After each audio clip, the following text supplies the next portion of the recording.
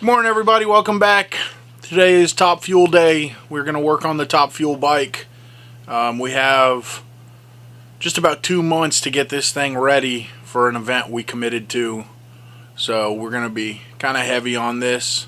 Hopefully jump back and forth onto the shovel head build a little bit that we started last week. But for now, we're going to kind of focus on getting this thing together.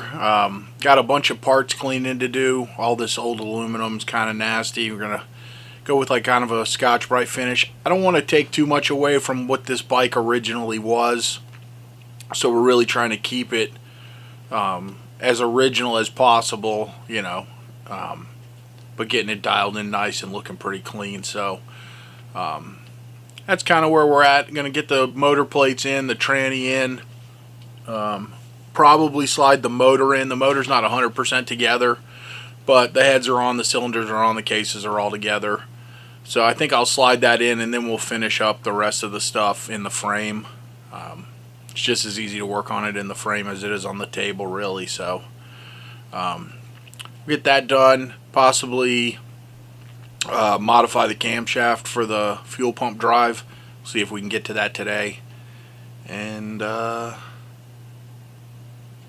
I don't know what else. We got to make a bolt list. We're missing some bolts. We got to get an order into McMaster Car, and that's it. But we'll see what all we can get done. Appreciate you guys being here. Don't forget to subscribe so you can get all our latest updates. And we're gonna get to work. So we slid our B&J 2-speed transmission into place. Got a couple bolts to hold it, and started cleaning up our motor plates. A lot of machined aluminum on this bike. The way the motor mounts is different than a conventional Harley. There's motor plates that tie the tranny and motor together, and those all bolt to the frame. And they hold the motor mount bolts from the standard Harley type cases. Then there's also a top motor mount similar you would have on a bobber or what have you. So I had to get all this stuff cleaned up. Lots of tedious work.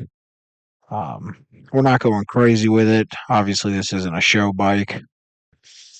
So we're just doing a Scotch Brite finish on everything, getting it all cleaned up and looking as fresh as possible, but we're not going crazy polishing anything. We want this bike to really have the look and feel it originally had when it was built back in the late 80s. So you can see here the large motor mount plate that runs along the left side of the bike, primary side. Again, just getting it all cleaned up and dialed in, getting ready to slide the motor in. We got the motor not fully assembled, but got the heads, cylinders, and cases all together. So we're going to get it in place and then finish the motor assembly in the.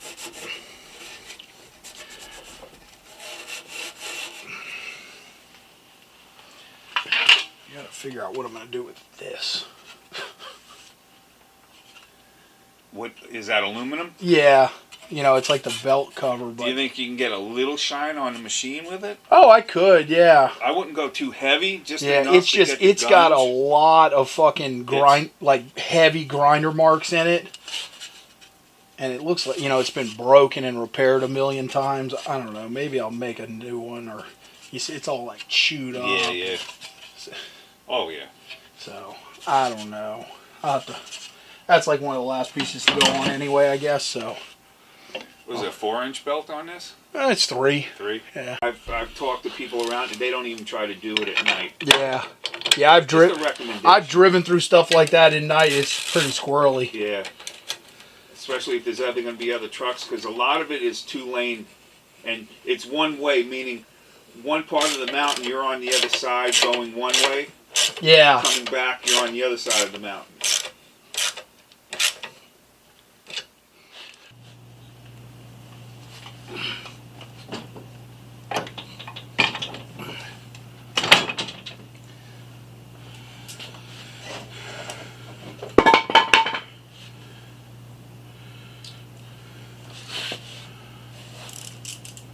So we got the motor slid in, and we're getting the right-hand side motor plate bolts in place, just kind of doing everything loose. We'll go around and retighten everything, finish tight once we get everything going, but the left and right motor plates joined together across the front where the standard front Evo style motor mount is. And several little pieces that got to fit together all at one time. You got to get the motor case aligned with the large hole in the motor plate. You got to get the motor mounts aligned, all the plates aligned with the mounts on the frame. So a little bit of a tricky process, just getting everything started and moved into the location it needs to be. And once we got that done, we're just installing all the bolts, several bolts that bolt the plates together, motor mount bolts that hold the actual motor to the motor mounts, then the engine plates bolt on where your standard primary would bolt on. So just regular type stuff, really just kind of modified from stock. And for strength, locking the motor and training together with big aluminum plates down both sides, and then having that plate mount in several places all along the bottom to the frame just gives rigidity that you need with the horsepower and torque that is made from a power plant like this.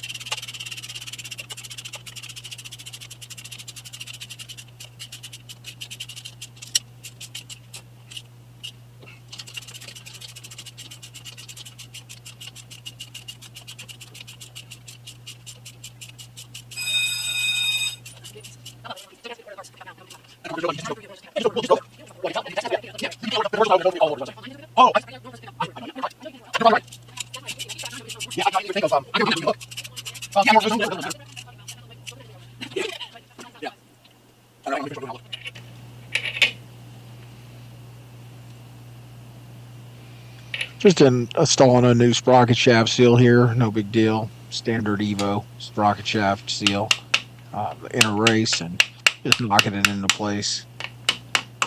Before I start adding anything else on, I wanted to get this put in there so that I can cover up the access I'm going to have to install it.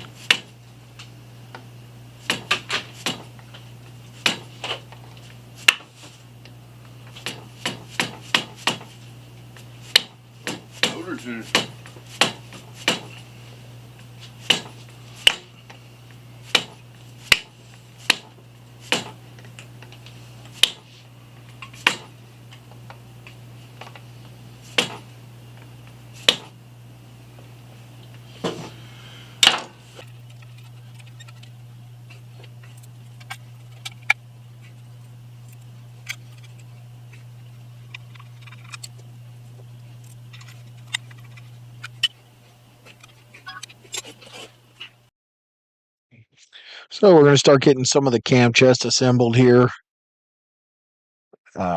Checking our timing marks. Have to get the motor rolled over, so threw the sprocket nut on. It's going to let us turn the motor over. Get all our timing marks aligned. Standard regular stuff from any Harley type assembly you've ever seen or done. Once we got that done, we got the cam slid in and moved on to the next job. Yeah, it's coming now pretty good. Did the steamer work? Is that what you were? What did you steam? I was doing it. Did it work at all? I mean, yes, no. Yeah. Just take forever. It's like about slow as molasses, Well, you can clean it more once it's all together. That's what I figured. Once it's together. And the steamer will. Yeah, once it's together, the steamer won't hurt nothing else either. No, it doesn't hurt anything. Yeah, so. So now that we got our cam in place, gonna install some lifter block gaskets and then get our lifter blocks cleaned up, painted, and installed on the motor. So always a super fun process here, scraping 30-year-old gaskets, taped up the bottoms, quick little low gloss black engine paint, and onto the next lifter block. Scraping these crusty gaskets is always a chore. I hate doing it. But you got to get the old stuff off so you can get something new going.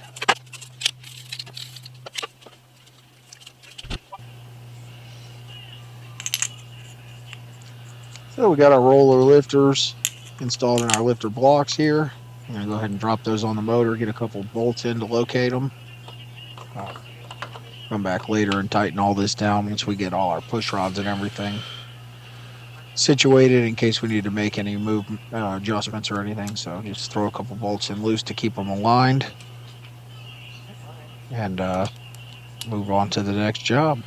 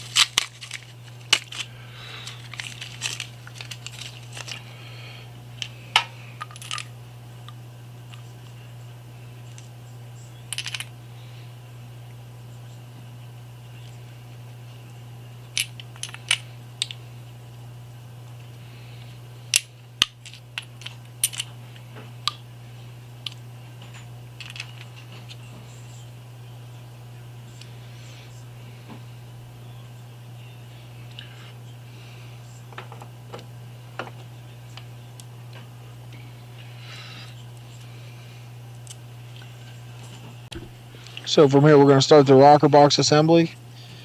These have a split rocker box. I spoke with the original builder of this bike because I was curious about this, and he advised me that the rockers were split like this because the valve angles were changed slightly, and by doing this, it allows the rocker arms to align with the valve tips at their different angles. So pretty neat little deal here. They just bolt on like stock. All this is open. There's no top end oiling, so we don't bother with any gaskets.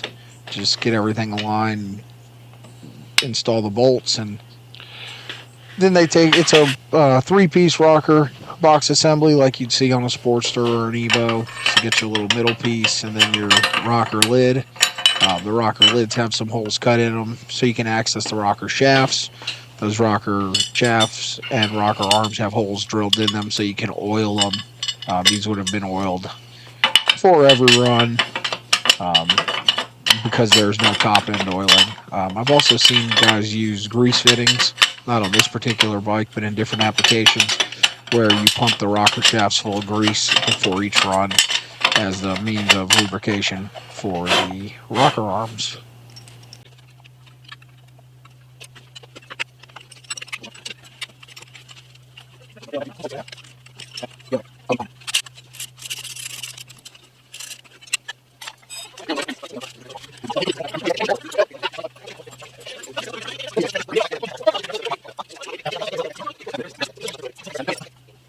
Is it like 45 seconds a minute? Yeah, probably.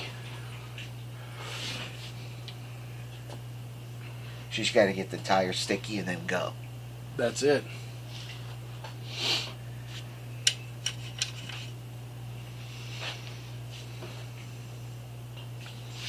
Not bad.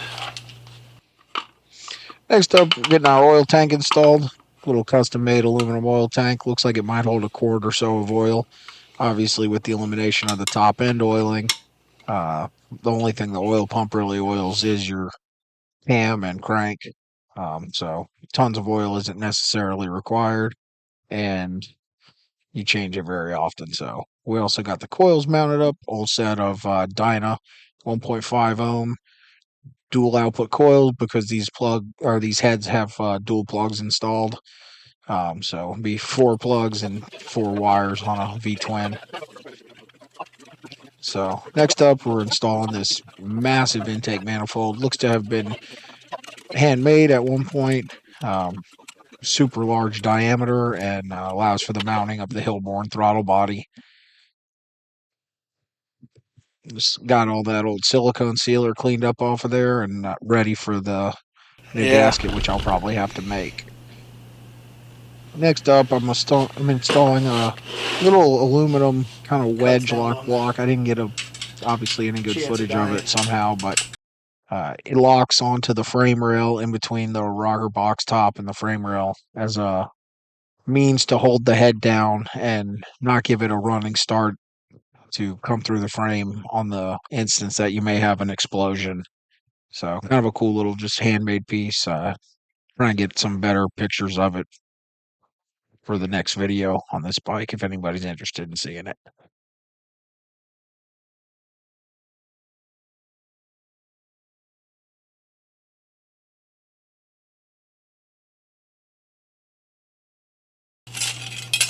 You want to know what's funny is this is an Ironhead Sportster type clutch. Really? Yeah.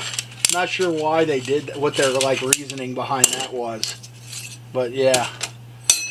Maybe just So- something as simple as that's what was available. Could be. Yeah. Or do they have some kind of different ratio of... Well, no, I'm talking about like the plates. Oh, the plates are... Yeah. Yeah, the clutch itself, I'm sure they had special made. Probably by Primo Rivera. I think he knew, he was, you know, he was in California like in the 80s. And, like he was friends with Perry Sands, the guy who was the founder of Performance Machine Okay. and stuff like, So he knew... yeah.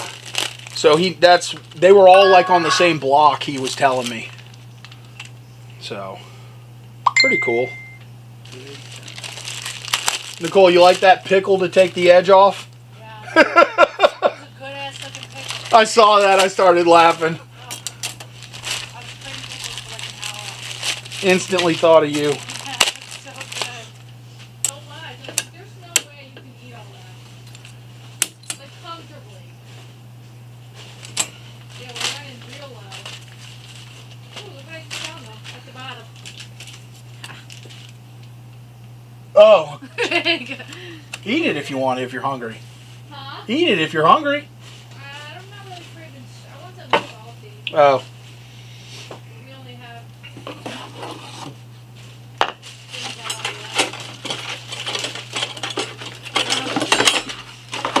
These expire in 3 days. what? These What is it? Cheetos. Cheetos don't expire, Nicole. Okay, well it says December 3rd. I know, but that, They're Will you eat them Cheetos. if I eat like 2? I really don't want these right now, but I'm starving. no, but eat some and just, whatever. Thought I left my daughter at home. We What? have 2. I know, I do. I like the puffy ones better. Cheese puffs. Break.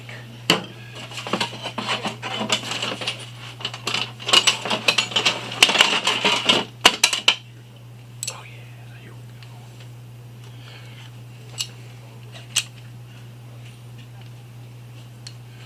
Never mind.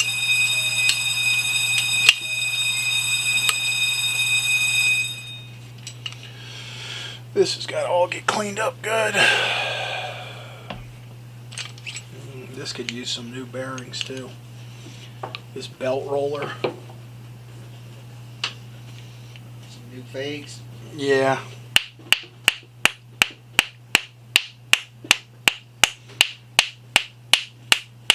They are seized up good. Alright, we'll take that apart. This.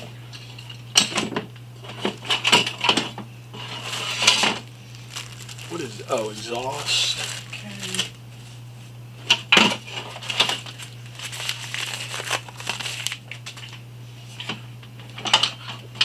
So just taking a few minutes to sort through some parts that we have in the bins, figure out what we're going to do next. Had to Get them out done for order some hardware and some A&N fittings and stuff, so I'm just sorting everything out, see what I have and see what I need.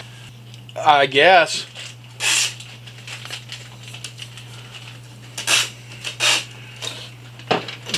I said he could, so I guess that's going to be my penance for the week. Alright guys, that's going to be a wrap for today. Real happy with what we got done. We got the motor in, we got it all locked together, a bunch of the ancillary stuff on, got our coils mounted, our oil tank, got the intake manifold on, our motor mount, started putting our clutch together. I got to get the big impact and sockets out in the shop and bring those in, tighten this down. This is our front pulley nut and our gun start setup, which I'm going to clean up.